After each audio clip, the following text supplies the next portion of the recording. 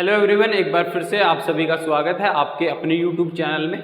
आप लोगों को नोटिफिकेशन मिल ही गया होगा, अपन ने अपने चैनल का नाम बदल दिया है। अब चैनल का नाम बदल के हमने स्टडी मैजिक कर दिया है, ठीक है। और आगे भी यही नाम रहने वाला है और बहुत जल्द ही इसी नाम से आपको एक वेबसाइट और एक ऐप देखने को मिलेगा। ऐप और वेबसाइट में अपन जो भी ये PDF वगैरह नोट्स वगैरह होते हैं तो वो हम वहाँ पर अपलोड कर देंगे। वहाँ से आप अपने फ़ोन में इंस्टॉल कर लेना, ठीक है। मतलब आप अपने फ़ोन में डाउनलोड कर लेना, ठीक है। वहाँ पे परमानेंट ये अवेलेबल हो जाएंगे, आपके फ्री ऑफ कॉस्ट मिल जाएंगे। इसके अलावा इससे संबंधित जो भी टेस्ट सीरीज़ वगैरह होगी तो वो भी अपन ऐप पे करवाने वाले हैं, ठीक है। तो वो सब आपको ऐप में इन्फॉर्मेशन मिल जाएगी, ठीक है। अपनी NCERT की सीरीज़ चल रही थी। NCERT की जो सीरीज़ में अपन पढ़ रहे थे वो अपन ज्योग्राफी पे डिस्कशन कर रहे थे, ठीक है। ज्योग्राफी में भी अपन बेसिकली जो बात कर रहे थे वो अपने 3-4 टॉपिक हो गए थे। आज ये अपना 7th टॉपिक है। इसके अलावा एक लास्ट चैप्टर और बचेगा, वो अपना जो बचेगा। बैठ गए क्या तुम लोग? भेज ही था तुम लोगों को आखिर में, है।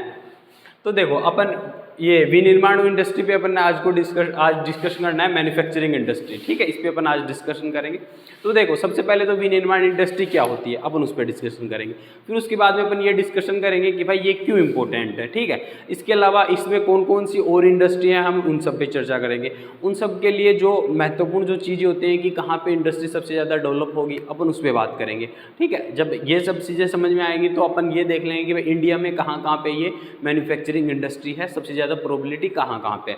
जब इतना देख लेंगे तो अपना चैप्टर हो जाएगा पूरा, ठीक है। लास्ट में अपन ये देख लेंगे कि जो इंडस्ट्री से जो पोल्यूशन वगैरह होते हैं वो कौन कौन से टाइप के पोल्यूशन होते हैं और उन पोल्यूशन को अपन कैसे उनका सॉल्यूशन कर सकते हैं, उन सब पे अपन डिस्कशन कर लेंगे, ठीक है। तो सबसे पहले बात करते हैं मैन्युफैक्चरिंग इंडस्ट्री की, विनिर्माण उद्योग की। तो विनिर्माण का मतलब हुआ निर्माण का भी पुनर्निर्माण, यानी कि कच्चा माल लाएंगे और पक्का माल बनाएंगे, वही क्या है विनिर्माण उद्योग। वही क्या है विनिर्माण उद्योग। बेसिकली ये इंडस्ट्रियलाइजेशन से संबंधित है, ठीक है। जो अपन ने इकोनॉमी में अपन डिस्कशन करते हैं 3 तरह के सेक्टर की बात करते हैं, प्राथमिक क्षेत्र, द्वितीय क्षेत्र और तृतीय क्षेत्र। ये अपन ने लास्ट क्लास में ऑलरेडी अपन ने 2-3 बार डिस्कशन किया इन सब पे, ठीक है। जो पहला जो क्षेत्र है वो किससे संबंधित है, एग्रीकल्चर से संबंधित है। बेसिकली जो भी प्रकृति से जो चीज़ें अपने को डायरेक्ट मिलती है अपन उनसे संबंधित जो प्राथमिक क्षेत्र है ना। फिर जो दूसरा क्षेत्र है ना वो उद्योगों से संबंधित है। और जो तीसरा क्षेत्र है वो कौन सा क्षेत्र है, सेवा क्षेत्र है। तीसरा क्षेत्र जो कौन है, सेवा क्षेत्र है। जो तीसरा क्षेत्र का काम है वो पहले और दूसरे के मध्य कोरिलेशन का काम है, ठीक है। तो अपन बात करें थे विनिर्माण की, मैन्युफैक्चरिंग इंडस्ट्री की। सवाल यह है कि आखिर मैन्युफैक्चरिंग उद्योग होते क्या हैं। तो यानी कि कच्चे माल को मशीनों और श्रम की सहायता से क्या मूल्यवान माल में उपयोग में तैयार करेंगे, वही क्या है मैन्युफैक्चरिंग इंडस्ट्री। फॉर एग्जाम्पल जैसे कि मैं आपको एक उदाहरण दूँ, जैसे कि Fe का एग्जांपल ले लेते हैं अपन, ठीक है। अगर बेसिकली अपन जब Fe को आयरन को जब अपन आयरन के मिनरल्स को लेके आएंगे प्रकृति से डायरेक्ट उसके अयस्क को लेके आएंगे, ठीक है। अब जैसे मान लो कि अपन ने ये Fe का जो है ना वो अयस्क है, क्या है ये अयस्क है, ठीक है। ये अयस्क लेके आ गया। अब इस अयस्क से क्या बना दिया अपन ने, Fe बना दी, यानी लोहा तैयार होगा। क्या तैयार होगा, लोहा तैयार होगा। और इसी लोहे से अब आगे जाके अपन क्या बना देंगे, बेंच बना देंगे। क्या बना देंगे, बेंच बना देंगे। तो जैसे जैसे इसमें आगे आगे इसका निर्माण बढ़ता जाएगा, एक निर्माण के बाद में दूसरा निर्माण, फिर तीसरा निर्माण, वैसे वैसे इसकी वैल्यू एडिशन क्या होगी, ज़्यादा हो जाएगी। यानी वैल्यू इसकी जो प्राइस है ना वो क्या हो जाएगी, बढ़ती जाएगी, प्राइस बढ़ती जाएगी, है ना। जैसे जैसे मतलब इंडस्ट्रियलाइजेशन होता जाएगा वैसे वैसे क्या हो जाएगी, प्राइस बढ़ती जाएगी। इसीलिए तुम देखो जहाँ पे जितने भी विकसित कंट्री है ना वहाँ पे सबसे ज़्यादा इंडस्ट्रियलाइजेशन है। जितना ज़्यादा इंडस्ट्रियलाइजेशन होगा, औद्योगिकरण जितना ज़्यादा होगा, विकसित होने के चांसेस उतने ही मैक्सिमम होंगे। जैसे यूरोप में औद्योगिक क्रांति आती है, उसके बाद में यूरोप में क्या हो जाता है, डेवलपमेंट अच्छा खासा हो जाता है। वैसे ही इधर फिर USA में आती है तो उसमें भी डेवलपमेंट हो गया, ठीक है। मतलब जितने भी विकसित कंट्री देखोगे ना तो सबसे ज़्यादा कौन सा क्षेत्र जो सबसे ज़्यादा सर्वाधिक, हालांकि अगर रोजगार की बात करें तो प्राथमिक क्षेत्र रोजगार देता है, परंतु पैसों के मामले में अगर बात करें तो तृतीय क्षेत्र देता है। और इन दोनों के मध्य जो संबंध स्थापित करता है वो सेकेंडरी सेक्टर होता है। तो सबसे इंपॉर्टेंट है सेक्टरी सेक्टर। जितना ज़्यादा इंडस्ट्रियलाइजेशन होगा, रोजगार और श्रम की मात्रा उतनी ही ज़्यादा अधिक होगी, ठीक है। और पैसे भी उतने आएंगे और पैसों से अपने को मतलब है, ठीक है। तो जैसे जैसे इसका विनिर्माण होता जाएगा इसमें क्या हो जाएगी, वैल्यू ऐड होती जाएगी। सेम एग्जांपल ऐसे ही अगर मैं कपड़े का लूँ, है ना, नॉर्मली जो रुइया आता है वो बहुत ही सस्ता आ जाता है, 2 रुपये केजी, 3 रुपये केजी, 10 रुपये केजी आ जाता होगा। उसी रुइये से जब अपन कपड़ा बना लेंगे तो और महंगा हो जाएगा, है ना। और उस कपड़े से मतलब सिंपल कपड़ा बन गया, फिर उससे अगर ड्रेस वगैरह बनाएंगे तो और महंगा हो जाएगा। तो इसमें क्या हो रहा है, वैल्यू एडिशन। क्या हो रहा है, वैल्यू एडिशन। ये सभी अपन को समझना है, ठीक है। तो अपन बात कर रहे थे विनिर्माण उद्योग की। आखिर विनिर्माण उद्योग क्या है, यानी कि कच्चे माल को मशीनों की द्वारा और श्रम की सहायता से मूल्यवान उपयोगी माल में तैयार करते हैं और अधिक मात्रा में बदलने की प्रक्रिया को क्या कहा जाता है, विनिर्माण कहा जाता है। और ये अर्थव्यवस्था के कौन से सेक्टर से संबंधित है, सेकेंडरी सेक्टर से। कौन सा सेक्टर से संबंधित है, सेकेंडरी सेक्टर से। ठीक है, अब आगे देखो, आगे ये है कि भैया ये मूल्य एडिशन कैसे होगा, वही सेम कच्चा माल लाएंगे और फिर प्रसंस्करण करके मूल्यवान उत्पाद में बदल जाएंगे, वैसे हो जाएगा। ठीक है, फिर आगे विनिर्माण उद्योग का इंपॉर्टेंस क्या है, क्या क्यों महत्वपूर्ण है आखिर विनिर्माण उद्योग। एक तो देखो इंडस्ट्री, मतलब विनिर्माण से संबंधित मान लो कि आपको इंडस्ट्री क्यों महत्वपूर्ण है। एक तो इंडस्ट्री इसलिए महत्वपूर्ण है, जो है भी एग्रीकल्चर का जो भी सामान वगैरह होता है वो इंडस्ट्री से मिलता है, ट्रैक्टर ट्रॉली वगैरह है ना, जो भी हल वगैरह आते हैं वो मोस्टली इंडस्ट्री से आते हैं। इसके अलावा जितने भी उद्योग वगैरह हैं वो सभी मतलब बेसिकली सारे इंडस्ट्रियलाइजेशन से संबंधित है, हर तरीके से इंडस्ट्रियलाइजेशन से संबंधित है। आपके आसपास में जितनी भी चीज़ें हैं आप उन चीज़ों को देखो, उनमें से कितनी ऐसी चीज़ें हैं जो इंडस्ट्री से संबंधित नहीं है। तो आप पाओगे कि मैक्सिमम चाहे इंडस्ट्री छोटी हो चाहे बड़ी हो, जब अपन उद्योगों के जब टाइप पढ़ेंगे थोड़ी देर में तो अपन समझेंगे कि इंडस्ट्री कितने टाइप की होती है। तो उनमें एक लार्ज इंडस्ट्री और स्मॉल इंडस्ट्री भी आएगा, है ना। तो छोटी इंडस्ट्री हो या फिर बड़ी हो, मैक्सिमम जितनी भी चीज़ें आती हैं वो किससे संबंधित होती हैं, उद्योगों से संबंधित होती है ना। इसके अलावा देखो, तो पहला इंपॉर्टेंस होगा कि कृषि के आधुनिकीकरण में, जब अपन ने एग्रीकल्चर का टॉपिक पढ़ा था तो मैंने बताया था कि जो पहले वाले लोग थे ना वो एग्रीकल्चर के तौर पे कैसे, जैसे अपन ने निर्वाह कृषि पढ़ी थी, है ना, गहन निर्वाह कृषि, आजीविका कृषि पढ़ी थी अपन ने। निर्वाह कृषि में मैंने बताया था कि वो ओल्ड तरीके से कृषि कर रहे थे तो उनका उत्पादन कम हो रहा था। फिर वही गहन निर्वाह कृषि में जैसे डेवलपमेंट हुआ, आगे वाणिज्यिक फार्मिंग पढ़ी थी तो वहाँ पर डेवलपमेंट हो गया, टेक्नोलॉजी का यूज करने लग गए तो उत्पादन की मात्रा क्या हो गई, बढ़ गई। अब उत्पादन की मात्रा बढ़ेगी तो किसानों की आमदनी बढ़ेगी कि नहीं बढ़ेगी, बढ़ेगी ना। तो वो इंडस्ट्रियलाइजेशन होगा तभी तो औद्योगिकरण होगा, आधुनिकीकरण होगा। ठीक है, मॉडर्नाइजेशन। ठीक है, तो ये कृषि के आधुनिकीकरण में मदद करते हैं। कैसे करते हैं, वही ट्रैक्टर ट्रॉली वगैरह, पंप, उर्वरक भी, फर्टिलाइजर वगैरह इंडस्ट्री से संबंधित है। अरे है कि नहीं है ना।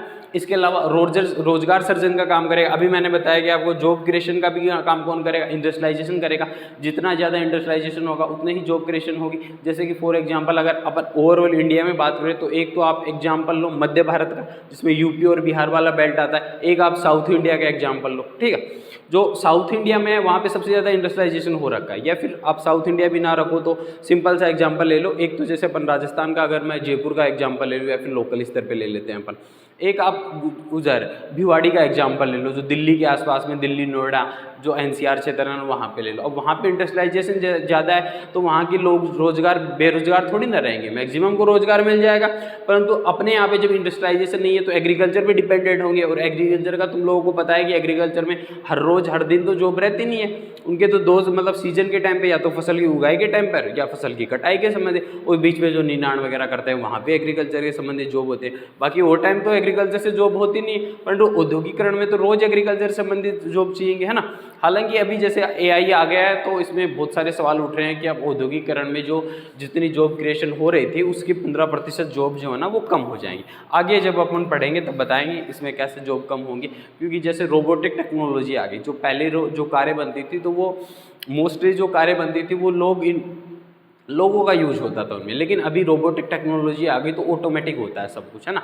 तो जैसे जैसे टेक्नोलॉजी बढ़ेगी तो ज़रूरी नहीं है कि औद्योगिकरण में मतलब ये कि भाई रोजगार क्रिएशन भी हो। आगे जैसे AI का ज़माना आ गया तो वहाँ पे रोजगार कम भी हो सकते हैं, परंतु रोजगार कम होंगे तो AI में तो रोजगार बढ़ेंगे ना, तो एक जगह से उठ के दूसरी जगह में चले जाएंगे। तो कहीं ना कहीं मतलब प्रत्यक्ष या अप्रत्यक्ष तौर पे रोजगार क्रिएशन का काम जरूर होगा, जॉब क्रिएशन का काम जरूर होगा। और अच्छा, ये मैंने पहले बता रखा है कि द्वितीय क्षेत्र और तृतीय क्षेत्र में रोजगार प्रदान के लिए कृषि आय पे लोगों क्या होता है, निर्भरता को कम करता है ना। बेरोजगारी और गरीबी से क्या होती है, दूर होती है। अरे होगी कि नहीं होगी, औद्योगिकरण से लोगों को रोजगार मिलेगा तो जो कृषि पे जो डिपेंड थे वो उनकी क्या होगी, मात्रा कम होगी। अच्छा, एग्रीकल्चर तो अपन तो नॉर्मली वैसे भी पार्ट टाइम भी कर सकते हैं, उसके लिए फुल टाइम की तो आवश्यकता होती नहीं है ना। तो उससे संबंधित फिर विदेशी मुद्रा की प्राप्ति। अच्छा, अगर मान लो कि अपन ने अपने यहाँ पे जैसे अपन एक्सपोर्ट करते हैं इंडिया से बाहर, अपने यहाँ पे माल भेजते हैं अपने यहाँ पे, है ना। एक तो अपन टेक्सटाइल इंडस्ट्री है अपने यहाँ पे, इसलिए इसके अलावा अपन लोग जैसे मान लो कि कपड़ा भेजेंगे अपन, तो जब अपन बाहर विदेश में अपना सामान आयात भेजेंगे, ठीक है, तो जाहिर सी बात है कि भाई निर्यात करेंगे तो वहाँ से अपने को आमदनी मिलेगी कि नहीं मिलेगी, डॉलर में आएगी, है ना। अभी थोड़े दिन पहले मोदी जी का स्टेटमेंट सुना होगा कि आप लोगों को सोना नहीं खरीदना है, अब उनको कौन बताए कि सोना खरीदने के लिए पैसे भी चाहिए, गरीबी तो इतनी आ गई कि 2 रोटी रोटी नहीं मिल पा रही, तो सोना कहाँ से खरीदेगी जनता। बट वो उनका कहने का मतलब ये था कि आप सोना नहीं खरीदोगे तो जो विदेशी मुद्रा का जो स्टॉक है ना वो बना रहेगा। अब जब विदेशी मुद्रा का जब स्टॉक बना रहेगा तो जो रुपए की वैल्यू जो गिर रही है ना वो वैल्यू गिरेगी नहीं, वो वैल्यू स्थिर हो जाएगी। रुपए की वैल्यू मतलब स्थिर रखने के लिए या फिर रुपए की वैल्यू बढ़ाने के लिए ज़रूरी है कि अपने पास विदेशी मुद्रा का स्टॉक होना चाहिए। विदेशी मुद्रा का स्टॉक बेसिकली अपने यहाँ पे जितना भी व्यापार होता है ना वो डॉलर में होता है, जो भी इंटरनेशनल व्यापार होता है ना मैक्सिमम जो है ना वो डॉलर में होता है। तो विदेशी मुद्रा से संबंधित अपन बात करते हैं डॉलर की, इसके अलावा अपन गोल्ड का स्टोर में तौर पर भी रखते हैं। ठीक है, ये जब अपन इकोनॉमी की क्लास लेंगे तो अपन इकोनॉमी में समझेंगे, वहाँ पे अपन डिस्कशन करेंगे इस पे कि कैसे विदेशी मुद्रा का आयात निर्यात कैसे होता है, कैसे मुद्रा बढ़ती है, कैसे मुद्रा कम होती है। एक बार के लिए सिर्फ इतना समझ लो कि विदेशी मुद्रा की प्राप्ति, क्योंकि अपन यहाँ पे वस्तुओं का क्या करेंगे, निर्यात करेंगे। आयात मतलब पहले सामान खरीदेंगे, पहले आता है तो आयात यानी खरीदना, और निर्यात यानी बेचना, यानी एक्सपोर्ट करेंगे अपन। ठीक है, इसके अलावा वाणिज्यिक विस्तार में भी क्या होगा, विदेशी बहुमूल्य मुद्राएं, विदेशी मुद्राएं प्राप्त होंगी। अरे होंगी कि नहीं होगी, हो जाएंगी, है ना। फिर वो आर्थिक समृद्धि, जब लोगों के पास पैसा आ जाएगा तो लोग अमीर बन जाएंगे, तो इकोनॉमिक वैल्यू बढ़ जाएगी, है ना। आर्थिक तौर पे लोग क्या हो जाएंगे, मजबूत हो जाएंगे, है ना। आर्थिक रूप पे इकोनॉमिक तौर पे जो है वो लोग क्या हो जाएंगे, मजबूत हो जाएंगे। तो जैसे जैसे इंडस्ट्रियलाइजेशन बढ़ेगा तो जाहिर सी बात है पैसे तो आने हैं।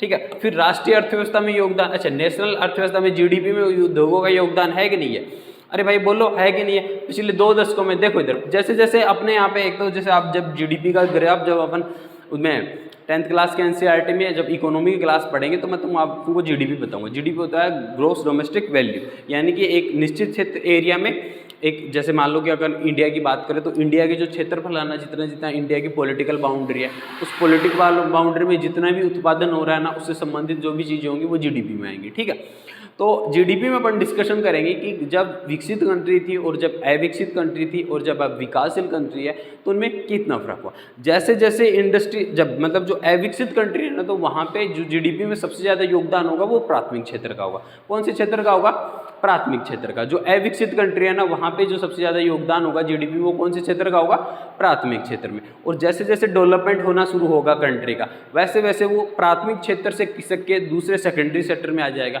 और जो सबसे ज़्यादा जो मतलब डेवलप हो गए ना, उसमें सबसे ज़्यादा योगदान कौन से क्षेत्र का होगा, तीसरे क्षेत्र का। कौन से क्षेत्र का होगा, तीसरे क्षेत्र का। तो जैसे जैसे डेवलपमेंट बढ़ता जाएगा कंट्री का, वैसे वैसे जीडीपी पे जो डिपेंडेंसी है ना वो एग्रीकल्चर की कम हो जाएगी। हालांकि एग्रीकल्चर पे डिपेंडेंसी कम होने का मतलब ये बिल्कुल भी नहीं है कि भाई उत्पादन कम हो गया, है ना। अगर उत्पादन कम हुआ तो जीडीपी वैसे भी होगा, क्योंकि जो एग्रीकल्चर है ना वो बेसिकली सभी उद्योगों के लिए बेसिक जो ज़रूरतें हैं वो एग्रीकल्चर से मिलती है अपने को, कच्चा माल एग्रीकल्चर से मिलता है अपने को। तो ऐसा नहीं है कि एग्रीकल्चर से जो है ना, अगर एग्रीकल्चर का जीडीपी में योगदान कम हुआ तो इसका मतलब ये बिल्कुल नहीं होगा कि उत्पादन कम हुआ। उत्पादन तो बढ़ेगा, परंतु अभी मैंने बताया कि विनिर्माण में क्या होला, वैल्यू एडिशन।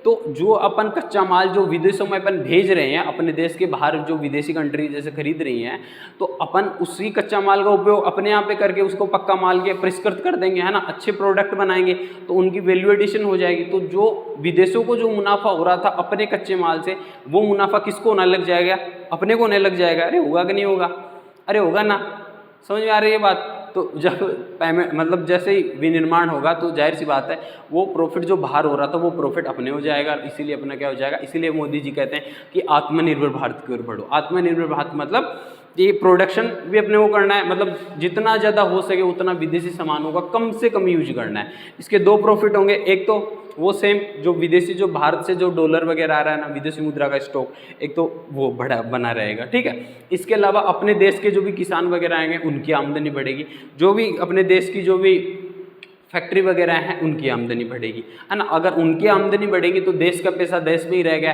तो अपनी जीडीपी ग्रोथ होगी। ठीक है, और अगर कुछ माल बच गया तो अपन बाहर भेज देंगे। तो ये थी, है ना। तो अर्थव्यवस्था में योगदान जीडीपी का, तो देखो सकल घरेलू उत्पाद जीडीपी में विनिर्माण क्षेत्र का 17% स्थिर रहा है, जबकि ये पुराना डाटा है, नया इंपॉर्टेंट। देखो इधर देखो तुम, विनिर्माण उद्योग को योगदान के 25% ले जाने की सरकार की PLI योजना। कौन सी PLI? यानी उत्पादन आधारित प्रोत्साहन। उत्पादन आधारित प्रोत्साहन ये है GDP को 25% लेके जाना, यानी ओवरऑल जितनी भी GDP है ना उसमें 25% को अपन का योगदान देना। इसके लिए अपन ने सरकार ने योजना लाई PLI, उत्पादन आधारित प्रोत्साहन योजना। यानी कि जो भी जैसे अपने यहाँ पे MSME को बहुत बढ़ावा दिया जाता है। MSME होता है स्मॉल इंडस्ट्री वाला ना, छोटे कुटीर उद्योग वगैरह होते हैं वो MSME में आते हैं। तो मोस्टली जी अगर किसी भी जैसे इकोनॉमी में एक बहुत बड़ा सिद्धांत चलता है कि किसी भी देश की अगर अर्थव्यवस्था को चौपट करना हो ना तो उसके MSME क्षेत्र को ना चौपट कर दो, उसकी पूरी अर्थव्यवस्था डगमगा जाएगी। बाकी अपन इकोनॉमी में इस पर डिटेल से डिस्कशन करेंगे कि ऐसा क्यों होता है, ठीक है, क्योंकि मोस्टली जो जनसंख्या है ना वो MSME पे डिपेंडेड है, छोटे उद्योगों पे, है ना। तो PLI उत्पाद है ना 2026 तक गेम चेंजर साबित हुई। वर्तमान में मेक इन इंडिया आ रही है ना, मेक इन इंडिया और 2.0 आ गए, पहले 2.1 आई थी, अभी 2.0 आ गई। इसके अलावा इलेक्ट्रिक वाहनों को बढ़ावा दिया जाए, विनिर्माण वैश्वीकरण, ग्लोबल हब की बात कर रहे हैं अपन। बहुत सारे डेवलपमेंट, बहुत सारी परियोजनाएं चला रखी है अपन ने इंडस्ट्रियलाइजेशन के लिए। राजस्थान में भी देखो अपने यहाँ पे औद्योगिक पार्क बन रहे हैं, है ना। बहुत सारे करंट अफेयर में बहुत सारा डाटा है ऐसा। बाकी अपन करंट अफेयर से जब डिलीट करेंगे तो यहाँ पे हो जाएगा, वरना ये टॉपिक बहुत लंबा खींच जाएगा।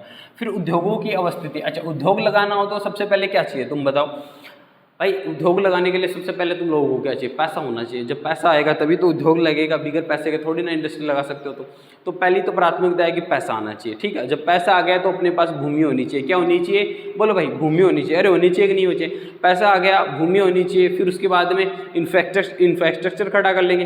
अच्छा, ये सब चीज़ें आ गई तो उसके बाद में फैक्ट्री वगैरह लग जाएगी। अब फैक्ट्री भी लग गई, अपनी पूरा माल तैयार है। पावर सप्लाई भी चाहिए अपने को तो इलेक्ट्रिसिटी चाहिए, पानी भी चाहिएगा, पानी भी चाहिए। अब इतना सब कुछ आ गया तो मशीनें चलाने के लिए मजदूर वगैरह चाहिएगा, है ना, यानी मजदूर चाहिएगा। फिर जब कच्चा माल भी चाहिएगा अपने को, फिर कच्चे माल से जब अपन पक्का माल बना देंगे तो उसको बेचने के लिए अपने को ट्रांसपोर्ट चाहिएगा। ट्रांसपोर्ट के बाद में अपने को बाजार भी चाहिएगा कि कहाँ पे अपन माल ले जाके बेचेंगे। सही है कि नहीं है?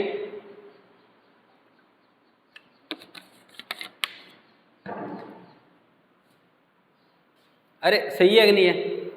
तो सबसे पहले तो पैसा, पैसे के बाद में भूमि, क्योंकि पैसे से खरीद लेंगे। वैसे तो सारा काम पैसे से होता है आजकल।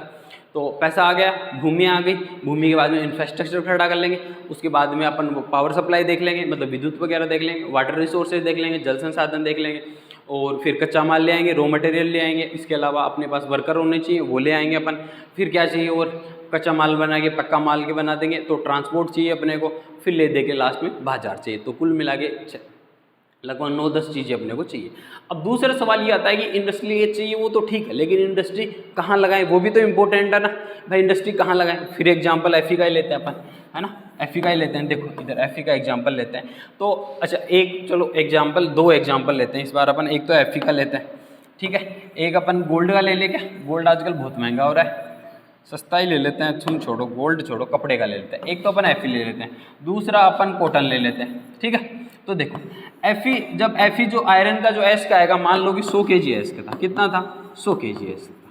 अब इससे जब आयरन एफी बनाया तो जाहिर सी बात है इसमें बहुत सारी अशुद्धियाँ वगैरह होंगी, है ना। इससे ले दे के जब टोटल जो एफी मिला अपने को वो कितना मिला? 10 kg मिला। कितना मिला? 10 kg। यानी कि जो 90 kg जो एफी था ना, जो 90 kg जो अपने पास रॉ मटेरियल था वो तो क्या हो गया? वेस्ट हो गया। अरे वो लो हुआ कि नहीं हुआ? वो तो क्या होगा अपना? वेस्ट हो गया। ले दे के एफी कितना हुआ? 10 kg। सेम इधर अगर मैं बात करूँ कॉटन की, है ना, अपने को मान लो धागा है, अपने पास रुइया है, ठीक है। रुई से अपन को क्या बनाना? 10 kg रुई थी। अब इसे अपने को कपड़ा बनाना है, तो रुई में कुछ नुकसान होगा क्या? पूरा का पूरा कपड़ा बन जाएगा। जितना 10 kg था उससे उतना ही 10 kg क्या बन गया? रुइया बन गया, मतलब कपड़ा बन गया। अरे बना एक नहीं बना भाई? जितना 10 kg धागा था ना, रुई धागा कुछ भी बोल लो तुम, उतने से ही क्या बन गया? कपड़ा बन गया। बना कि नहीं बना? परंतु यहाँ पे क्या 100 kg से 100 kg वो एफी बन पाया? आयरन बन पाया? नहीं बन पाया। इसकी क्या हो गई? भार का क्या हो गया? कम हो गया। भार ह्रास हो गया ना, कम हो गया भार। और इसमें क्या भार बढ़ा? कम हुआ। जितना था उतना ही रहा।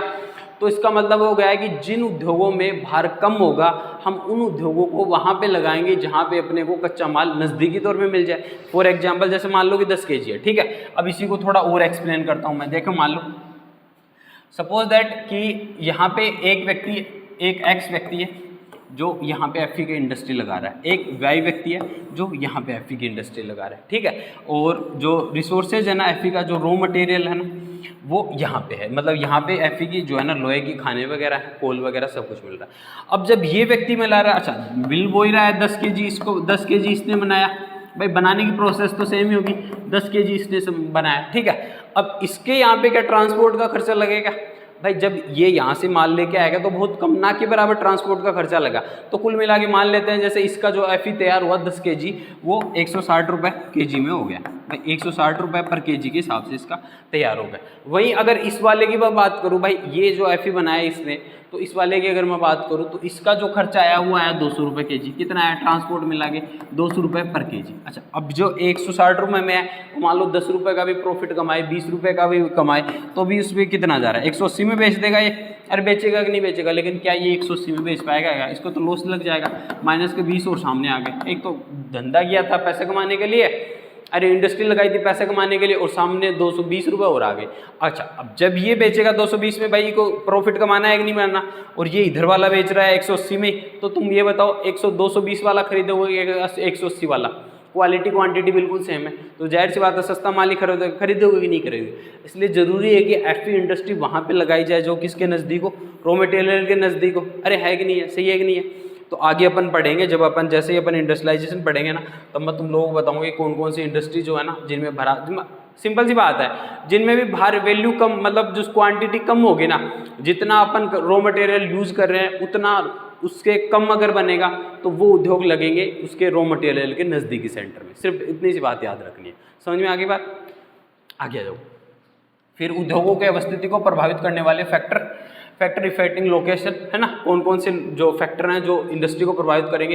तो फिजिकल और ज्योग्राफिकल फैक्टर, फिजिकल फैक्टर में कौन सा आ जाएगा, भौतिक, और ज्योग्राफिकल एक ही बात है, फिजिकल या फिर ज्योग्राफिकल फैक्टर। तो एक तो कच्चे माल की उत्तर अवेलेबिलिटी ऑफ रॉ मटेरियल, अभी बताया मैंने रॉ मटेरियल के अनुसार, ठीक है। दूसरा क्या हो जाएगा, पावर एनर्जी, यानी पावर एनर्जी, पावर सप्लाई, ठीक है। पावर सप्लाई तो हर एक चीज़ को चलाने के लिए चाहिए, तो उसके लिए विद्युत हो गई, ठीक है। फिर अनुकूल फेवरेबल क्या होगा, क्लाइमेट हो गया, जलवायु वगैरह हो गई। जैसे कि धागे की अगर मैं बात करूं, तो ये जब अपन उससे रुए से जब अपन धागा बनाते हैं तो उसके लिए एक पर्टिकुलर अपने को क्लाइमेट चाहिए, है ना। वायुमंडल में ह्यूमिडिटी होनी चाहिए, आर्द्रता होनी चाहिए। अगर आर्द्रता नहीं होगी ना तो वायुमंडल में क्या नहीं हो, अगर आर्द्रता नहीं होगी ना तो वो धागा बन नहीं पाएगा, बीच में से टूट जाएगा। इसलिए तुम देखो जितने भी कोटल मिले हैं ना, वो सबसे ज़्यादा किसके, समुद्र के किनारे हैं। देखो चाहे गुजरात में देख लो, चाहे उधर सूरत देख लो, आप गुजरात में देख लो, इसके अलावा मुंबई उधर चले जाओ, है ना, तो उधर कोलकाता चले जाओ, तो मैक्सिमम जितने भी जो फैक्ट्री वगैरह है ना किसकी, कपड़े की, वो कहाँ पे किसके आसपास में है, बोलो समुद्र किनारे, क्योंकि वहाँ पे क्या होती है, आर्द्रता अधिक होती है। तो क्लाइमेट का भी बहुत बड़ा रोल होता है, ठीक है। बात समझ में आ गई। अरे आ गई क्या, नहीं आएगी तब भी यही बोलोगे आ गई जबरदस्ती, है ना। और हॉस्टल तेरे को क्या नींद आ रही है तेरे को, आज सोया नहीं क्या तू, सोया नहीं, अब सो जा। फिर देखो जल अवेलेबल हो वाटर, अच्छा वाटर रिसोर्सेज तो चाहिए, Fe बनाने के लिए भी चाहिएगा, धागा बनाने के लिए, मतलब मैक्सिमम लगभग सभी इंडस्ट्रियों में वाटर रिसोर्सेज तो चाहिए ही चाहिए, ठीक है। तो ये ज़्यादा इंपॉर्टेंट भी नहीं है वैसे, मतलब जिनमें चाहिएगा उनके लिए देखना, ठीक है। फिर दूसरा मानवीय, ह्यूमन और इकोनॉमिक फैक्टर। इकोनॉमिक फैक्टर में वही सस्ता और कुशल सब, भाई लेबर क्या होनी चाहिए, सस्ता होनी चाहिए। जितनी ज़्यादा लेबर सस्ती रहेगी उतना ही, जैसे कि जब अपन ने चाय की कृषि की बात की थी, है ना, चाय एग्रीकल्चर पे अपन ने डिस्कशन किया था, तो मैंने बताया था कि चाय की पत्तियों को चुनने के लिए अपने को लेबर चाहिए, और जितनी सस्ती लेबर होगी उतना ही ज़्यादा प्रोडक्शन अपना क्या होगा, अधिक होगा। अरे बोलो डिस्कशन किया था कि नहीं किया था, बताया था ना मैंने तुम लोगों को। क्योंकि अगर मान लो कि अगर लेबर महंगा आ गया तो तुम्हारा उत्पादन तो हो रहा है कम, और जितना तुम पैसे कमा रहे हो तो वो तो तुम्हारी लेबर ही ले जाएगी, तो तुम लोगों को क्या मिलेगा फिर, पैसे कमाने के लिए तो काम कर रहे हो ना, अरे कर रहे हो ना पैसे कमाने के लिए, तो ज़रूरी है ना कि भाई पैसे तभी तो आएंगे ना जब प्रॉफिट ज़्यादा होगा, ठीक। दूसरा ये पूंजी कैपिटल तो चाहिए, वही बाजार तक पहुँच, माल बन गया और माल लेके आएंगे तो मार्केट भी चाहिएगा अपने को। अरे मार्केट चाहिएगा कि नहीं चाहिएगा, तो मार्केट का बिना तो कुछ होगा ही नहीं। मतलब ऑडियंस, अगर जैसे मैं पढ़ा रहा हूँ तो मेरे को ऑडियंस चाहिए, अगर तुम लोग देखोगे नहीं तो मेरे 2 रुपये कैसे आएंगे, तो ज़रूरी है कि तुम लोग देखो, ठीक है। फिर वो प्रिवेंट ट्रांसपोर्ट चाहिएगा, और सरकार की गवर्नमेंट पॉलिसी में बेसिकली गवर्नमेंट हेल्प कर देती है, अपने बहुत सारी योजनाएं लेके आती हैं, जिससे अपने को क्या मिल जाता है, पूंजी वगैरह। अगर मान लो अपने पास पैसे नहीं है तो गवर्नमेंट अपने को लोन दे देती है कि भाई तुम तो फैक्ट्री लगाओ, ठीक है। बहुत सारी हेल्प करती है गवर्नमेंट अपनी, तो वो सब गवर्नमेंट पॉलिसी भी बहुत सारी डिपेंडेंट करती है गवर्नमेंट पॉलिसी भी, ठीक है। फिर दूसरी आरक्षित वस्तु ये देख लो, वही सेम है, कच्चा माल की लागत और फिर औद्योगिक। अच्छा, औद्योगिक स्थान क्या होगा, जहाँ पे कच्चे माल प्राप्त करने की लागत क्या हो, कम हो, और उत्पादन और वितरण की लागत क्या हो, न्यूनतम हो। तो इन दोनों के मध्य में क्या हो जाएगा, उद्योग स्थापित हो जाएगा। अरे होगा कि नहीं होगा, बोलो भाई, होगा को होगा नहीं। फिर आता है एक सम्मोहन बचत, एग्रोमेंटेड इकोनॉमिक्स। क्या है, नगरों द्वारा दी जाने वाली सुविधाओं जैसे बैंकिंग, बीमा, परिवहन, श्रम लाभ उठाने के लिए कई उद्योग एक साथ शहरों के आसपास स्थापित हो जाते हैं, जिससे सम्मोहन बचत या फिर एकत्रीकरण बचत कहते हैं। बहुत इंपॉर्टेंट है, याद कर लेना, ऐसी डेफिनेशन बहुत कम ही मिले। कुल मिला के बात ऐसी है जी, जैसे मान लो कि ये नगर है, अब सभी उद्योगों को क्या करना है, बचत करना है। जैसे कि मान लो कि उद्योगों को चाहिए लेबर, अगर मान लो कि सारे उद्योग एक ही जगह स्थापित हो जाएंगे तो आसपास की लेबर, जैसे कोई लोग पार्ट टाइम करे तो उधर की इधर आ जाएगी। अरे आएगी कि नहीं आएगी, आ जाएगी ना। तो तुम लोग अब देखो अपने यहाँ पे, जैसे भी इसका एग्जाम्पल देखने के लिए तुम मतलब जयपुर का एग्जांपल ले लो या फिर दिल्ली का एग्जांपल ले लो, जहाँ पे भी औद्योगिक नगर है ना, आसपास में देखो मैक्सिमम जो एक अगर बड़ी फैक्ट्री है ना, उसके आसपास में बहुत सारी छोटी छोटी फैक्ट्री लगी हुई मिलेगी, है ना, बहुत सारी छोटी छोटी फैक्ट्री में लगी हुई मिलेगी। जयपुर में जाए दिल्ली में बहुत सारे सेक्टर हैं जहाँ पे केवल औद्योगिक इंडस्ट्रियलाइजेशन का ही है, ठीक है। तो वही क्या है, सम्मोहन यानी सम्मिलित बचत, एकत्रीकरण बचत, ठीक है। फिर ये इंडस्ट्रियल लोकेशन रहने में, अच्छा वही है जो मैंने बताया कि कच्चा माल, ये 8th क्लास के एनसीईआरटी में दे रखा था ये कि भाई कच्चा माल होना चाहिए, है ना, परिवहन हो जाए। इसके अलावा तुम हायर एजुकेशन में जाते हो तो बहुत सारे सिद्धांत आते हैं, तो तुम पीएचडी वगैरह की तैयारी करोगे, इससे ज्योग्राफी से तब तुम पढ़ोगे औद्योगिक अवस्थितीकरण के सिद्धांत, बहुत सारे सिद्धांत हैं। फिर वही अब बात करते हैं अपन औद्योगिक का क्लासिफिकेशन। अब क्या बात करते हैं अपन, उद्योग का क्लासिफिकेशन। तो आप लोगों को याद होगा अपन ने फर्स्ट क्लास में अपन ने जब उससे संसाधन वाले रिसोर्सेज का क्लासिफिकेशन किया था, तो उद्योग क्या रिसोर्सेज है कि नहीं है, बोलो भाई, उद्योग रिसोर्सेज है कि नहीं है। अरे है ना, उद्योग भी एक रिसोर्सेज। तो उद्योग रिसोर्सेज है, तो जैसे अपन ने रिसोर्सेज का क्लासिफिकेशन किया था वैसे अपन उद्योगों का भी क्लासिफिकेशन कर लेंगे। तो एक तो अपन ने बात की थी ओनरशिप के आधार पे कि उद्योगों का मालिक कौन होगा, तो यहाँ पे भी मालिक के आधार पे बात कर लेंगे, ठीक है।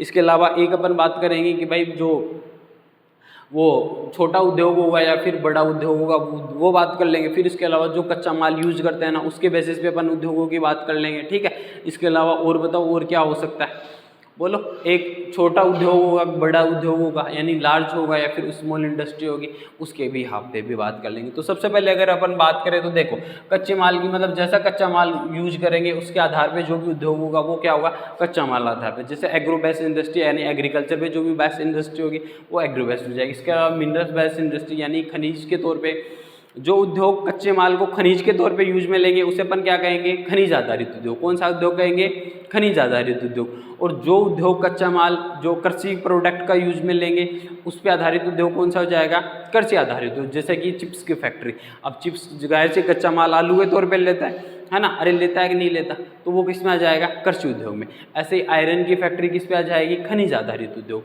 लोहे की फैक्ट्री किस में आ जाएगी, स्टील की फैक्ट्री किस में आ जाएगी, कृषि आधारित उद्योग में। कौन सी में आ जाएगी रे, कृषि आधारित उद्योग में, ठीक है।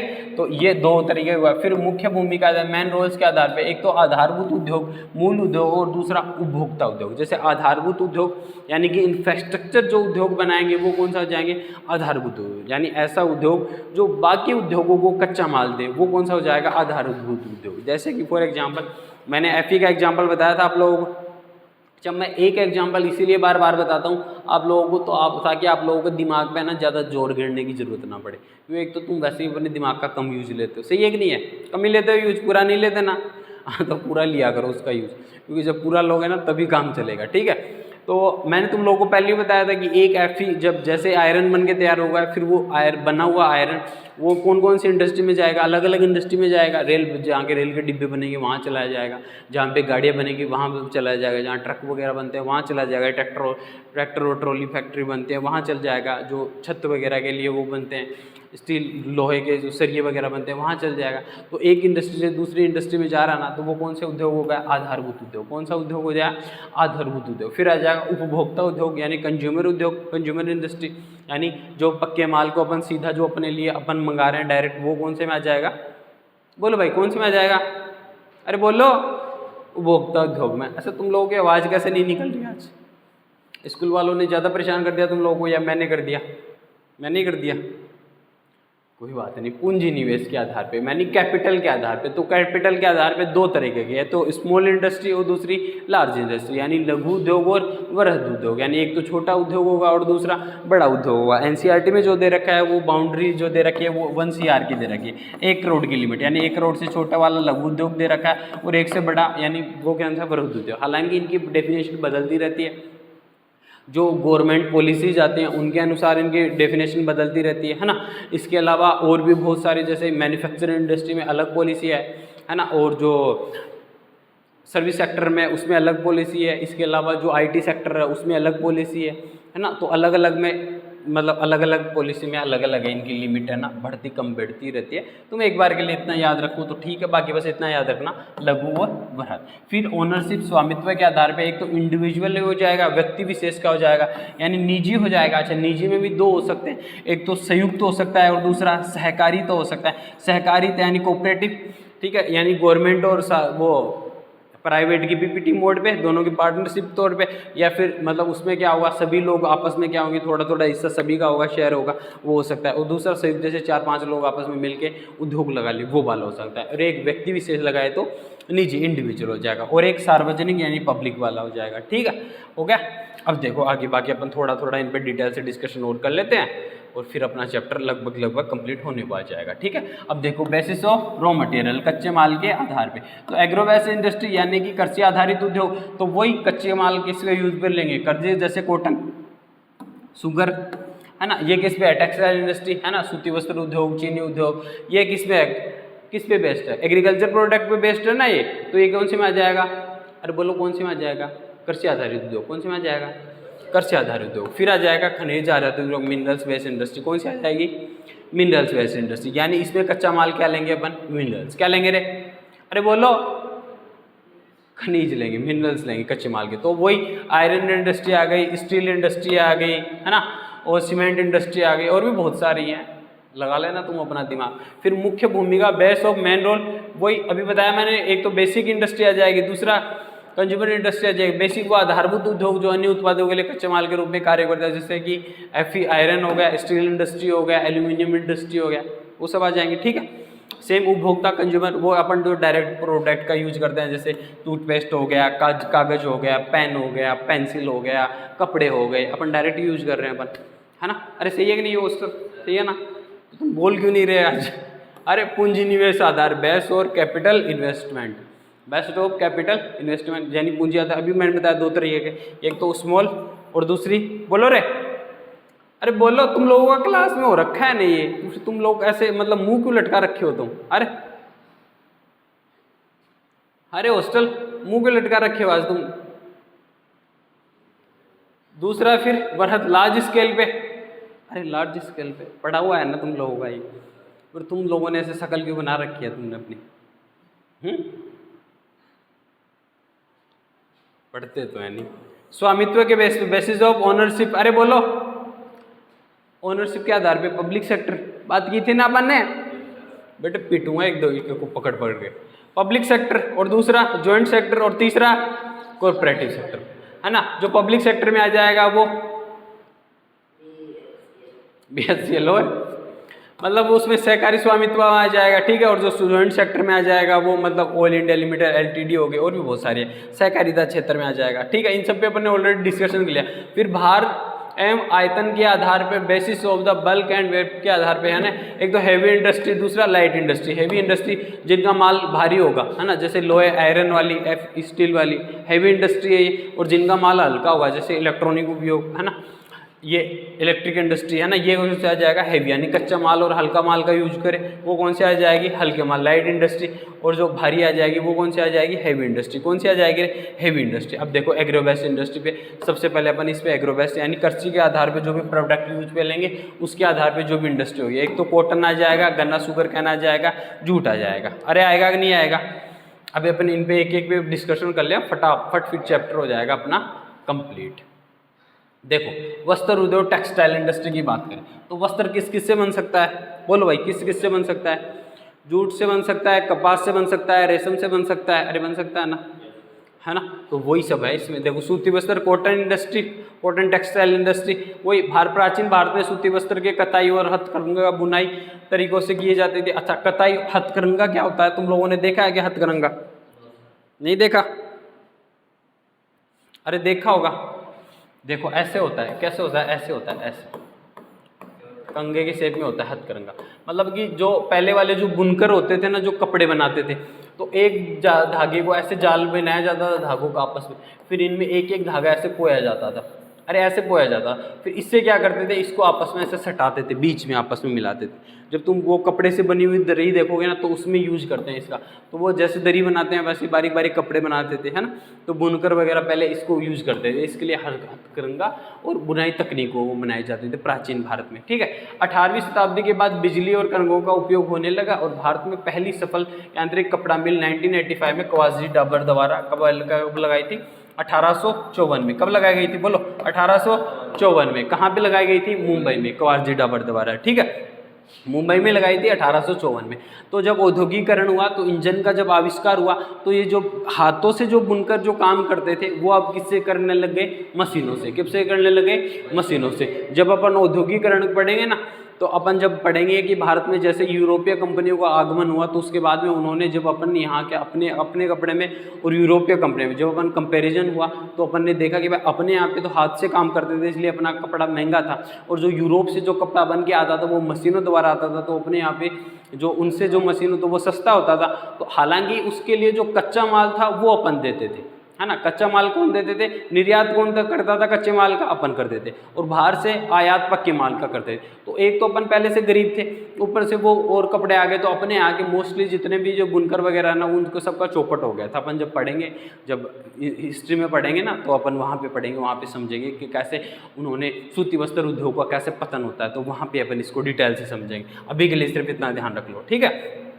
फिर केंद्रीकरण और भौगोलिक कार्य, यानी कौन कौन से फैक्टर हैं जो इसको प्रभावित करते हैं। यानी प्रारंभ में यह उद्योग महाराष्ट्र और गुजरात की कपास उद्योग बेल्ट में केंद्रित था। मुख्य कारण थे कच्चा कपास की उपलब्धता, बाजार पतन यानी पोर्ट वगैरह सुविधाएं, इसके अलावा सस्ता परिवहन, और ये देखो नम जलवायु। कौन सी? नम जलवायु। मैंने अभी बताया तुम लोगों को कि जो भी क्लाइमेट, मतलब जो सूती वस्त्र बनाने के लिए, जो धागा बनाने के लिए जो भी जलवायु होनी चाहिए, वो कैसी जलवायु होनी चाहिए? आर्द्र जलवायु होनी चाहिए। कैसी होनी चाहिए? आर्द्र जलवायु होनी चाहिए। वो धागा तभी बन पाएगा, वरना अगर ड्राई वातावरण होगा ना, तो वो जलवायु है ना, मतलब जो धागा है ना, वो टूट जाएगा। इसलिए आर्द्र जलवायु होनी चाहिए, ठीक है। तो आर्द्र जलवायु इसलिए मैंने तुम लोगों को बताया कि वो समुद्र किनारे होंगे। गुजरात ये समुद्र किनारे है कि नहीं है? महाराष्ट्र वगैरह, मुंबई वगैरह, अरे समुद्र किनारे है ना, सूरत है ना, तो वहीं पे होंगे ये, ठीक है। हाँ, इसके अलावा तुम राजस्थान में जैसे भीलवाड़ा टेक्सटाइल इंडस्ट्री है राजस्थान की, तो वहाँ पे भी बहुत सारी नदियाँ वगैरह हैं ना, मोस्टली वहाँ पे होगा, ठीक है। अच्छा, फिर आगे, अच्छा आजकल तो टेक्नोलॉजी इतनी आ गई कि अगर ड्राई मतलब अगर ह्यूमिड वातावरण नहीं भी है ना, तो अपन मतलब क्लाइमेट ऐसा बना लेंगे, है ना। तो आजकल तो टेक्नोलॉजी आ गई, इसलिए अब तो ये हर जगह पॉसिबल हो जाता है। ऐसा नहीं है कि पर्टिकुलर एरिया में, परंतु जब इतनी टेक्नोलॉजी नहीं थी, जब इतना डेवलपमेंट नहीं था, तब तो वो चीज़ चाहिए ना। अब आजकल तो अपन क्या है ना, कृत्रिम तौर पे ऐसा वातावरण एनवायरनमेंट डेवलप कर लेते हैं, इसलिए वो पॉसिबल है कि हर जगह अपन लगा सकते हैं, परंतु पहले से पॉसिबल नहीं था, ठीक है। अच्छा, फिर प्रमुख मेजर केंद्र वही मुंबई, अहमदाबाद, सूरत, इंदौर, कानपुर, कोयम्बटूर, मदुरै। अब तुम लोग इसकी लोकेशन देखना मैप पे, इन सब की लोकेशन देखना, फिर अंदाज़ा लगाना कि यहीं पे क्यों है। फिर वो इम्पोर्टेंट है, कुछ ये लिखा हुआ है कि इतना इतना है भारत में, है ना।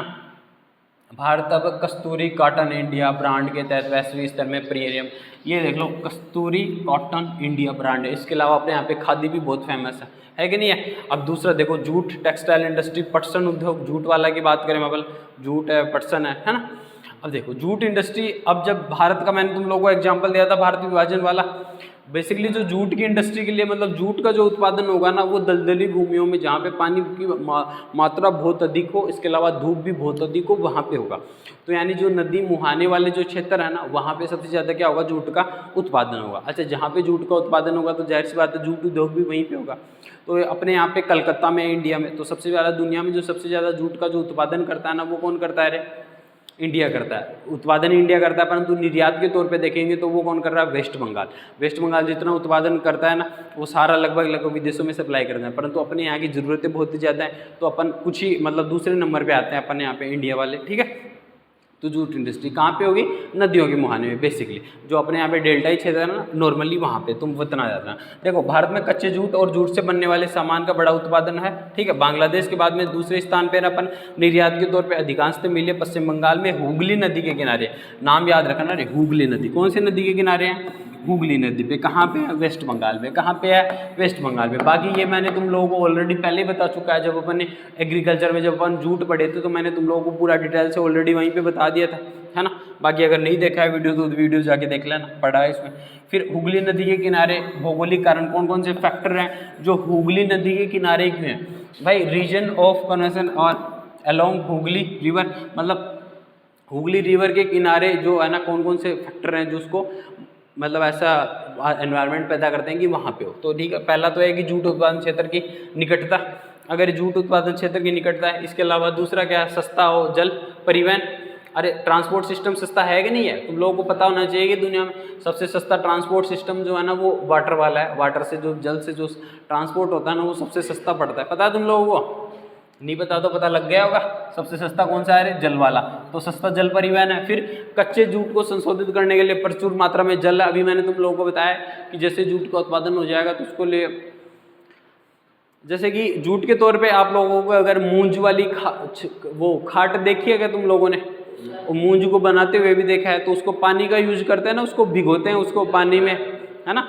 फिर उसमें से बाद में वो बनाते हैं, उसकी डोरी बनाते हैं। तो पानी का यूज चाहिए कि नहीं चाहिए? अब सोचो कि थोड़े से बना रहे हैं तभी पानी का यूज चाहिए।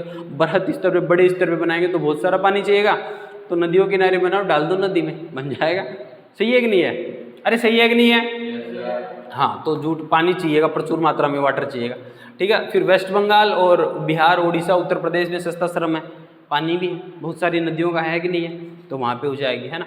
और फिर कोलकाता बड़े नगरीय केंद्र में बैंकिंग और बीमा पतन सुविधाएं प्रदान करता है, वो सब आ जाएगा। देखो जब भी उद्योगों की अपन बात करें तो जो मैंने तुमको पहले फैक्टर बताए थे ना, 2 फैक्टर पर बात की थी अपन ने, पूंजी वगैरह, कच्चा माल वगैरह। इसके अलावा मैंने ये भी बताया था तुम लोगों को कि कहाँ पे होगा, तो वो सभी में आएगा। वो ऐसा नहीं है कि उनमें पर्टिकुलर एक में आएगा, वो जितने भी उद्योग लगेंगे मैक्सिमम में सब में आ जाएगा। फिर क्या क्या भविष्य में इसके लिए क्या क्या चैलेंजेस क्या क्या हैं वो देख लो। एक तो कड़ी प्रतिस्पर्धा है बांग्लादेश के साथ अपनी, है ना। अंतर्राष्ट्रीय बाजार में बांग्लादेश का, इंडिया का ना, क्योंकि अपन मैक्सिमम जो प्रोडक्शन अपन 2 ही करते हैं, या तो वेस्ट बंगाल वाले करते हैं, अपन करते हैं। अब उनका क्या है ना, वो थोड़ा सस्ता बेच देते हैं और अपने वाले थोड़ा महंगा बेचते हैं, तो एक वो भी लोचा रहता है भाई। 2 मार्केट में 2 लोग आ गए तो कंपेरिजन होने लग जाएगा। अरे होगा कि नहीं होगा? कंपेरिजन होगा ना। अगर एक ही रहता तो जो मर्जी आए वो मोनोपोली हो जाती।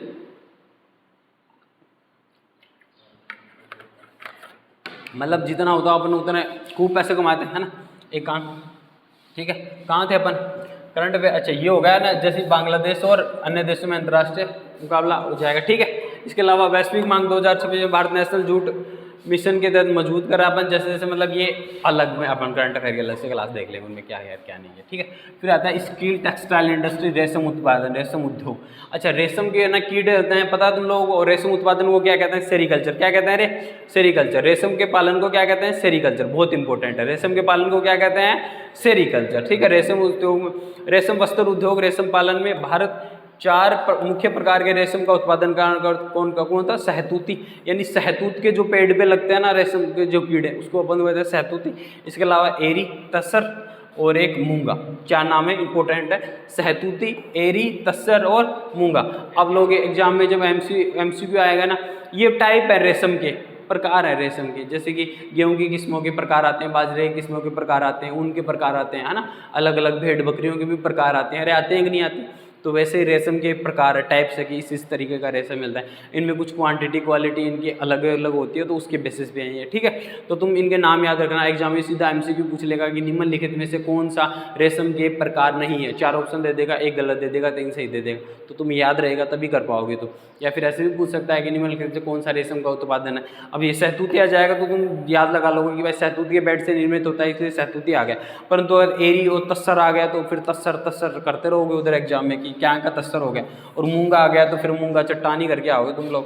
तो जरूरी है कि ठीक से समझ लो। एक बार फिर से बोल दो, सहतूती, एरी, तस्सर और मूंगा, ठीक है। फिर प्रमुख केंद्र, मेजर सेंटर वही मैसूर, बेलगांव कर्नाटका, अंतरपुर आंध्र प्रदेश, वाराणसी यूपी, और मुर्शिदाबाद वेस्ट बंगाल और कांचीपुरम तमिलनाडु, इन सब की लोकेशन अपन मैप पे देखेंगे। जब अपन मैप पढ़ेंगे ना, एक क्लास, एक क्या मतलब कम से कम 7-8 क्लास लेनी होगी अपने को मैप पे, तो अपन इंडिया के मैप में जोग्राफिकल तौर पे पढ़ेंगे, पॉलिटिकल तौर पे पढ़ेंगे, दोनों तरीके से पढ़ेंगे।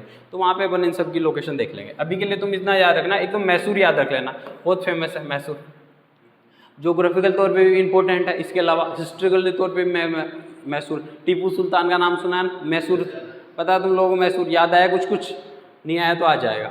अनंतपुर आंध्र प्रदेश, वाराणसी, वाराणसी का तो नाम पता ही होगा तुम्हें, किस नाम से फेमस है वाराणसी? बनारस कहो, वाराणसी कहो, और कितने नाम, 4 नाम है वाराणसी के, बताओ जरा। बनारस, वाराणसी, और कमेंट करके बता देना, ठीक है। और मुर्शिदाबाद वेस्ट बंगाल में है ही, ठीक है। और फिर नेक्स्ट है वोलन, मतलब ऊन वस्त्र उद्योग, ठीक है। अच्छा, ऊन वाला वही है, ऊन से बता लेगा कहाँ बनेगा, वही जहाँ पे बाजार होगा भाई। उत्तर और पश्चिमी भारत में ये है, उत्तर और पश्चिम में सर्दी और मौसम की। अब ये बताओ तुम लोग अगर ऊन के कपड़े बेचने जाओगे तुम, है ना, अब भाई ऊन के कपड़े बेचने जाओगे तो तुम राजस्थान के रेगिस्तान में ऊन के कपड़े बेचने जाओगे, उधर जाओगे जम्मू J&K में जाओगे, बताओ। ऐसा तो नहीं है ना कि तुम लोग राजस्थान में चले जाओगे उनके कपड़े बेचने। अच्छा, राजस्थान में भी रेगिस्तान वाले इलाके में तो नहीं जाओगे, और गर्मियों में जाने की मूर्खता तो बिल्कुल भी नहीं करोगे। अच्छा, दूसरा ये, क्या तुम साउथ इंडिया में उनके कपड़े बेचोगे, जो ट्रॉपिकल, जो कर्क रेखा और मकर रेखा का जो मध्य का उष्ण कटिबंधीय क्षेत्र है, क्या वहाँ पे उनके कपड़े बिक पाएंगे? नहीं बिक पाएंगे, क्योंकि वहाँ पे इतना टेम्परेचर पहले से ऑलरेडी हाई रहता है। और उनके कपड़े में क्या है ना, वायु ठहर जाती है। तो जब वायु ठहर जाएगी तो वायु एक लेयर बना लेगी, जिसके कारण बाहर की वायु अंदर नहीं आ पाएगी, अंदर की वायु बाहर नहीं जाएगी, तो उष्मा का मात्रा बढ़ जाएगी, टेम्परेचर बढ़ जाएगा अंदर का, है ना। तो इसलिए उनके कपड़े महत्वपूर्ण होते हैं, ठीक है। समझ में आ गई बात? तो वो, अच्छा, ये सर्दियों के मौसम में प्रभावित होता है, तो वही अमृतसर देखो, जम्मू कश्मीर में बेचने जाएंगे तो लुधियाना पंजाब से जल्दी चले जाएंगे अपन, पानीपत हरियाणा से चल जाएंगे, बीकानेर और जयपुर राजस्थान में, जामनगर गुजरात, कानपुर महारा यूपी, तो ये वाले क्षेत्र इंपॉर्टेंट है, ठीक है। उत्तर प्रदेश, फिर शुगर कैन। जब मैंने तुमको एग्रीकल्चर पढ़ाया था तो मैंने तुम लोगों को बताया था शुगर चीनी के बारे में, बताया था ना रे। जब एग्रीकल्चर पढ़ाया था तो मैंने चीनी उद्योग के बारे में ऑलरेडी तुम लोगों से डिस्कशन कर लिया। अगर नहीं देखा है तो जाके देख लेना, इस पे अपन ने ऑलरेडी डिस्कशन किया हुआ है, और बहुत डिटेल से किया था।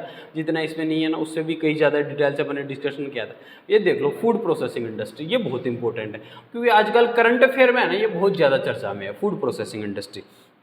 बेसिकली अपने यहाँ पे राजस्थान में ना फूड प्रोसेसिंग इंडस्ट्री सबसे है, क्योंकि अपने यहाँ पे अचार मुरब्बा वगैरह डालते हैं अपन, अचार बनाते हैं अपन।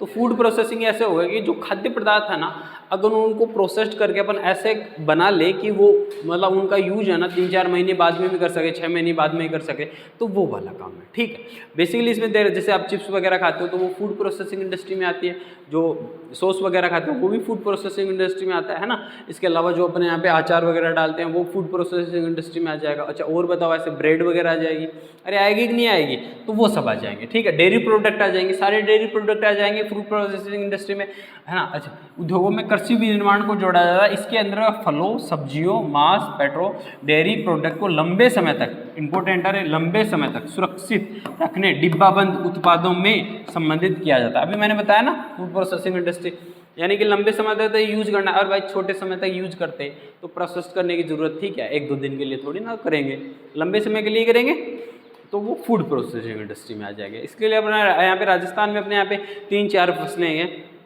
जैसे देखो खिफोड़ी की फसल आती है, एक अपने यहाँ पे सेजना की फली आती है ना।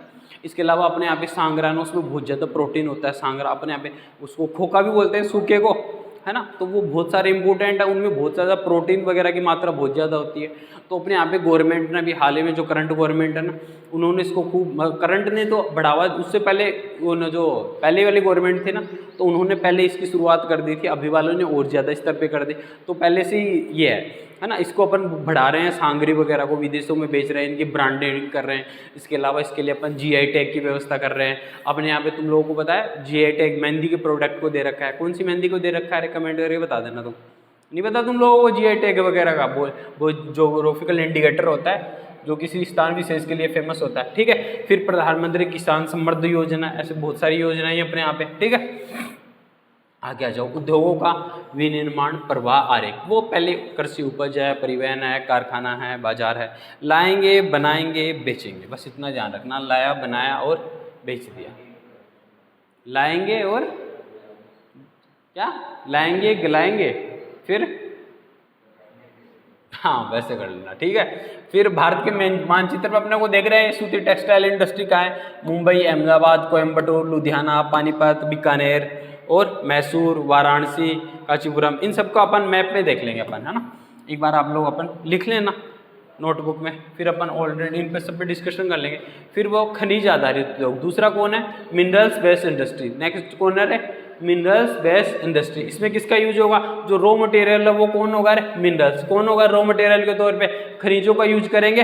एग्रीकल्चर में अपन एग्रीकल्चर के प्रोडक्ट का यूज कर रहे थे, और जो खनिज वाला क्षेत्र हो जाएगा उसमें किसका यूज करेंगे अपन, खनिजों का यूज करेंगे। तो देखो उद्योग खनिज धातुओं कच्चे माल के रूप में उपयोग होता है। देखो कौन कौन से, एक तो लोह इस्पात iron industry, aluminium industry, cement industry और आईटी सेक्टर। आईटी सेक्टर कौन सा sector, IT sector, information technology, information technology, ठीक है। तो लोह इस्पात में कौन कौन सा आ जाएगा, एक तो आयरन ओवर आ जाएगा, दूसरा आयरन ओवर आ जाएगा, कोल आ जाएगा और एक चूना पत्थर आ जाएगा, ठीक है। जमशेदपुर, भिलाई, राउरकेला आयरन के लिए फेमस है ये, अरे है कि नहीं है। एल्यूमिनियम का एस का आ जाएगा, बॉक्साइट आ जाएगा, ओडिशा उत्तर प्रदेश में ये आ जाएगा। सीमेंट में चूना पत्थर होता है, जिप्सम काम में लेते हैं, राजस्थान, गुजरात और मध्य प्रदेश में होता है। फिर आईटी सेक्टर में सिलिकॉन, हार्डवेयर और बेंगलुरु आईटी को ये सिलिकॉन वैली कहते हैं अपन इसको, हैदराबाद को अरे नहीं कहते क्या, मैं बोल रहा हूँ ना कहते हैं तो तुम भी बोलो कहते हैं, ठीक है। फिर लोहा और इस्पात उद्योग थोड़ा थोड़ा पढ़ लेते हैं अपन इसको। तो देखो ये आधारभूत उद्योग है, अभी मैंने थोड़ी देर पहले अपन ने ऑलरेडी डिस्कशन कर लिया कि आधारभूत क्यों उद्योग क्यों है, क्योंकि मैक्सिमम जो भी इंडस्ट्री है उनमें सब में आयरन का यूज होता है, इसलिए वो क्या है, बेसिक है। बेसिक है तो आधारभूत कह देंगे, भाई बेसिक इंडस्ट्री है कि नहीं है, तो वही है। इसके अलावा आयरन भारी होता है, हल्का तो नहीं होता आयरन, तो क्या आंसर है, भारी उद्योग, हैवी इंडस्ट्री, अरे है कि नहीं है, तो हैवी इंडस्ट्री है। बस दो बातें आते हैं। इसके अलावा आयरन के कच्चा माल का अनुपात ये देख लो, एक तो आयरन ओवर का तो भाग क्या होगा, 4 होगा। आयरन ओवर का भाग जो होगा ना वो क्या होगा, रे कितना होगा, बोलो फटाफट बोल दो, आयरन ओवर का भाग कितना होगा, 4 होगा। और जो कोकिंग कोल है उसका भाग कितना होगा, 2 होगा। और जो चूना पत्थर है यानी लाइमस्टोन है उसका भाग कितना होगा, 1 होगा। कोई पूछे कि आयरन ओवर, कोकिंग कोल और चूना पत्थर का अनुपात बताओ, तो तुम बता दोगे, कितना बताओगे, 4:2:1। कितना बताओगे रे, 4:2:1। 4 तो कौन, आयरन ओवर, 4 तो कौन, आयरन ओवर, 2 कौन आएगा, कोकिंग कोल, 2 कौन आ जाएगा, और 1 पे कौन आ जाएगा, लाइमस्टोन, चूना पत्थर, 1 पे कौन आ जाएगा, लाइमस्टोन। बनेगा कैसे, चित्र देख लो, बनेगा कैसे, चित्र हो जाए देख लो। ये वात्य भट्टी है, आयरन लाएंगे इसमें डालेंगे, अरे डल गया, डल गया, गल गया, गल गया, निकल गया, शुद्धिकरण हो गया, अंत में फिर सांचों में बना लेंगे लाएंगे, डालेंगे, गलाएंगे, बनाएंगे, बेचेंगे, यही बताया बात हुई थी ना। क्या करेंगे, लाएंगे, डालेंगे, गलाएंगे, बेचेंगे, बोलो लाएंगे, डालेंगे, गलाएंगे और बेचेंगे।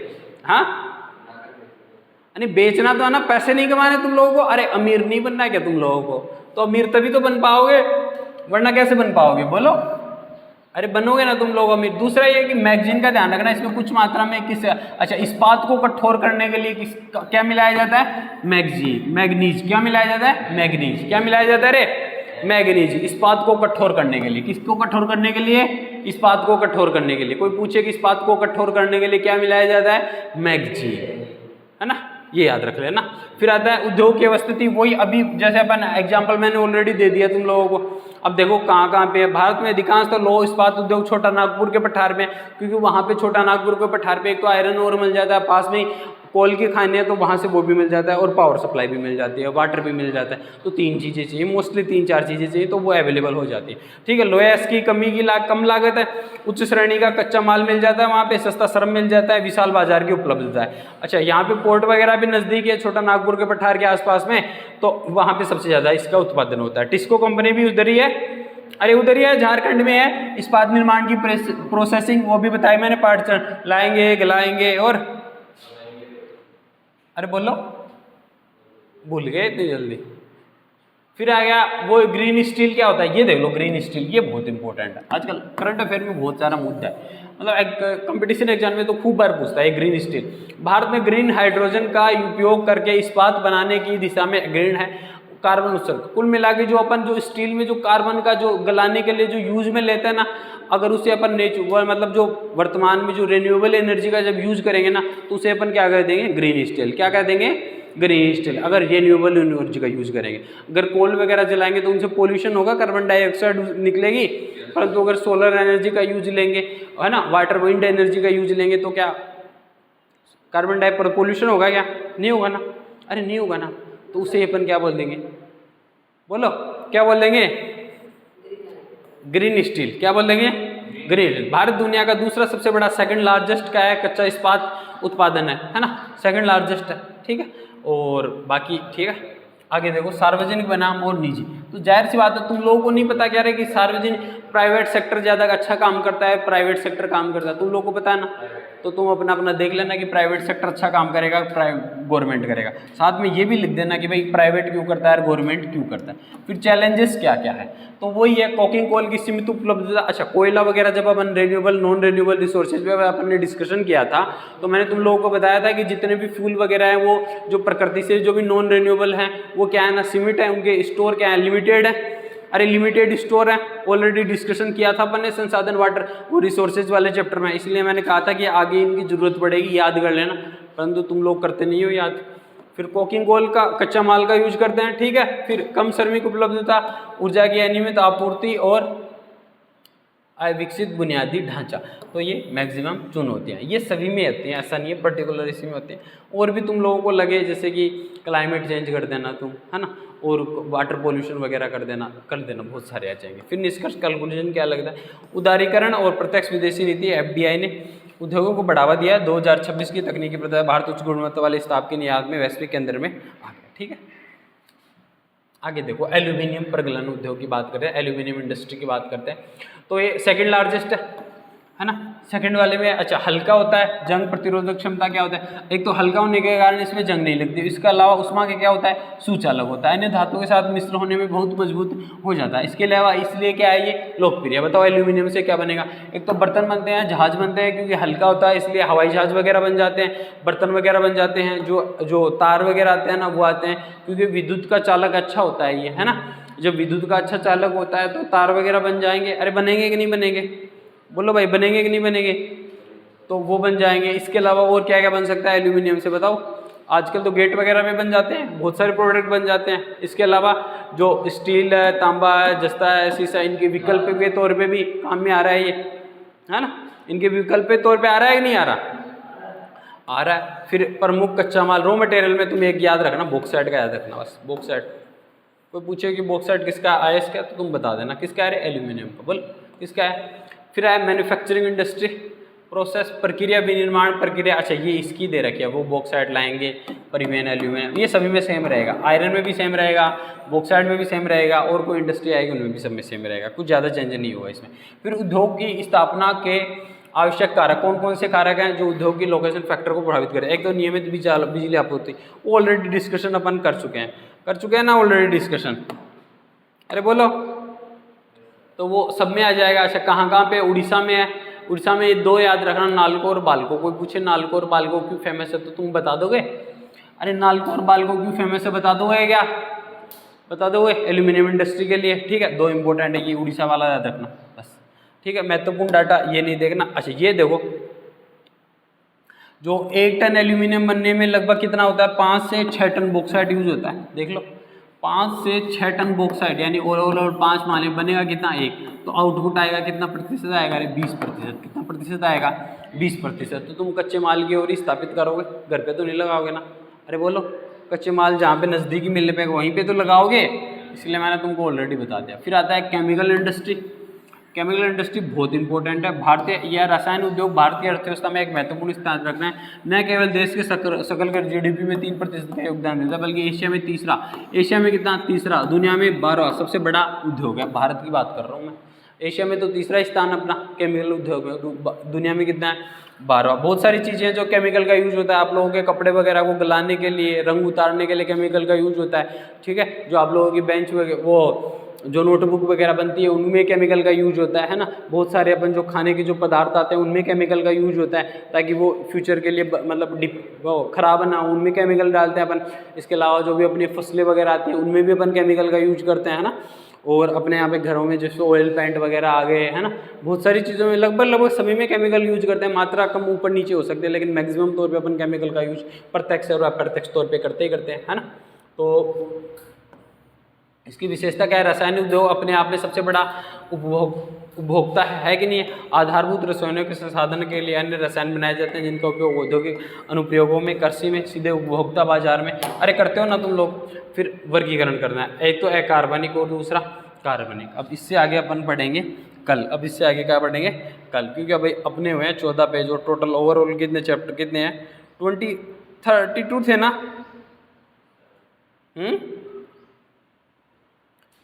अच्छा 28 है। कितना क्या कौन सा बच गया है, एक तो इनमें पोल्यूशन वगैरह वाला वो बच गया, ठीक है। दूसरा और क्या बच गया इनमें, एक तो ये पोल्यूशन बच गया, दूसरा उर्वरक, और ये थोड़ा सा और है क्या हो गया 15 करवा दे, फिर तो पूरा ही हो जाएगा। उर्वरक उद्योग वाला हो गया, ये मोटर गाड़ी ये भी बच रहा है।